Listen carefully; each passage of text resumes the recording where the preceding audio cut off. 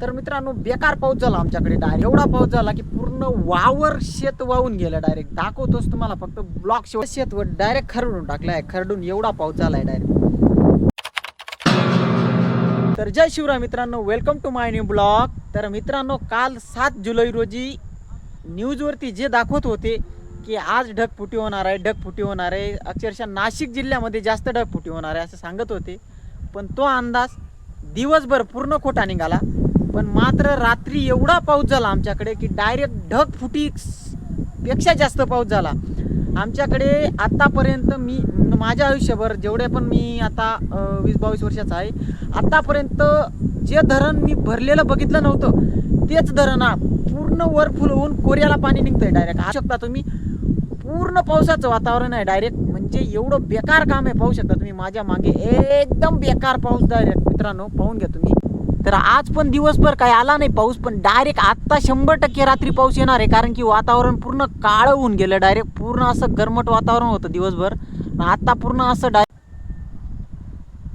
तर आमच्याजवळ एक गाय आहे. तर रात्री पूर्ण पावसामध्ये होती. म्हणजे वाडं एकदम पॅक आहे तिचं, वरून काही गळत नाही. पण शेताचं पाणी वाड्यामध्ये घुसल्याने पूर्ण आमची गाय रात्रभर पावसामध्ये होती. मित्रांनो बेकार पाऊस पडला आमच्याकडे. तर आमची ही गाय पूर्ण पावसामध्ये होती रात्री. इथं खाली 2 फूट पाणी होतं मित्रांनो. डायरेक्ट शेताचं पाणी घुसून गेलं होतं डायरेक्ट. बेकार बोगस काम होतं मित्रांनो डायरेक्ट. एवढा पाऊस मी माझ्या आयुष्यात तर काही बघितला नाही. तुमच्याकडे पण. तर मित्रांनो रात्रभर ही पावसामध्ये होती बरं का डायरेक्ट. म्हणजे वरून काही गळत नव्हतं, पण